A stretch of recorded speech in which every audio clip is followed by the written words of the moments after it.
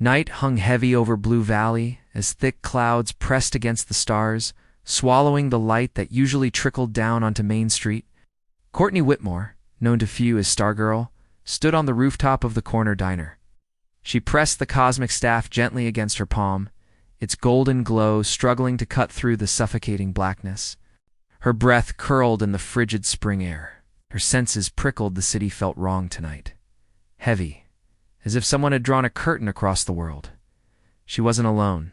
She knew. She'd caught the whispers on the wind, cold, sharp thoughts that didn't belong to her. Ideas like snatches of music, jarring, angry, insistent. Down on the street, a car's headlights cut a glowing path, briefly illuminating a solitary figure standing amid the darkness. Henry King Sr., Brainwave. His suit was the same sterile gray as ever, his hands pressed calmly behind his back. But Courtney could feel his presence in her mind before she ever truly saw him. That quiet, predatory awareness. She knew he was here for her. Courtney forced herself to breathe, the staff pulsing in her grasp, as if it could sense her unease. She found it almost funny that she felt so small after all she'd fought, after all she'd endured. She had defeated threats physical and monstrous, but Brainwave was something different. Cold intellect clad in human skin. Force of will so broad that it brushed other people aside like dust motes in a cathedral. His voice hit her thoughts, not her ears. It was flat and contemptuous, like water poured over stone. You can come down, Courtney. We don't need to keep up appearances. No one will hear us.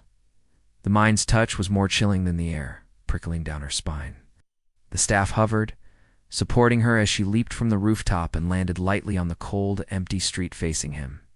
"Let's not make this harder, King," she said, keeping her voice even. "Blue Valley deserves better than what you're doing. You don't have to hurt anyone."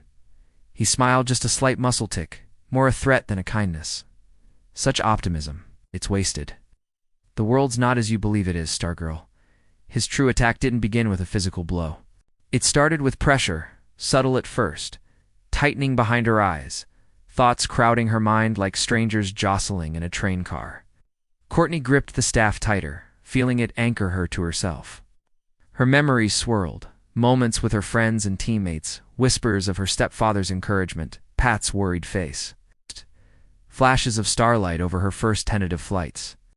But Brainwave pressed harder, his presence filling her skull with static. Her doubts grew loud. Who are you to think you can save anyone? You're a child playing hero. You're alone. You are.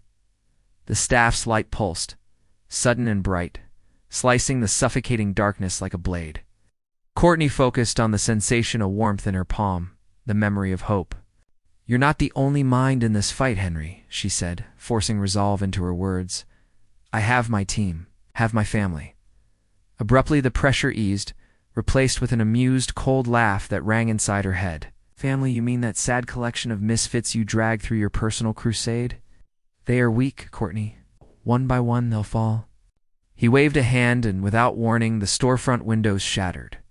Shards of glass hung suspended in the air, glinting, vibrating, waiting for a thought to send them slicing through space. The threat lingered, palpable not just to her, but to anyone who might step, by accident, into this silent war. Courtney gritted her teeth, spinning the staff into a guard.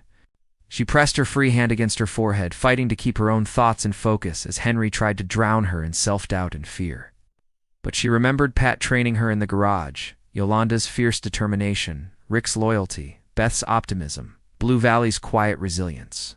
She wasn't just Stargirl. She was everyone who had believed in her. With a raw surge, she thrust the staff toward the sky. Light splayed out a sunburst, erupting across the shadow-choked street. Brainwave recoiled, the connection flickering, then returned harder. The telekinetic storm erupted. Glass and stone blasted at her, thoughts scraping like knives in her mind.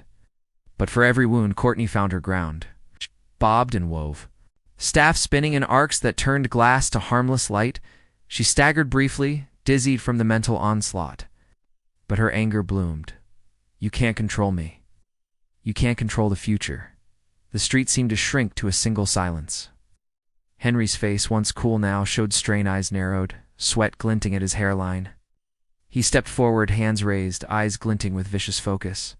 The thoughts came not as words, but as overwhelming. Surging emotion, rage, and disappointment, the need to remove all obstacles. You don't understand, Courtney. The world needs order. It needs someone strong enough to impose it. I offer peace. You offer chaos. She met his gaze, light flaring from the staff in a challenge. Maybe the world doesn't need order. Maybe it needs hope, real hope. That's why you can't win, Henry. Not really, he pushed again, hard a last strangled effort to bend her will. Courtney drove the staff into the pavement, sending a shockwave of starlight outwards. The force repelled Brainwave, his form thrown backwards, mind's grip snapping with a physical jolt. He slumped against the broken window, eyes wild, breath ragged. Courtney let the staff's glow soften, standing tall even as she trembled. People aren't just puzzle pieces to fit into your world, she said quietly. They get to decide for themselves. Brainwave said nothing.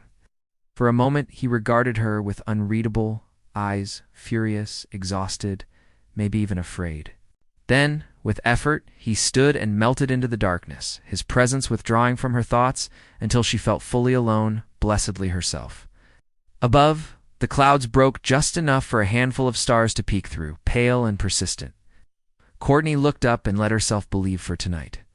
At least that hope might glimmer, even when the world seemed its darkest.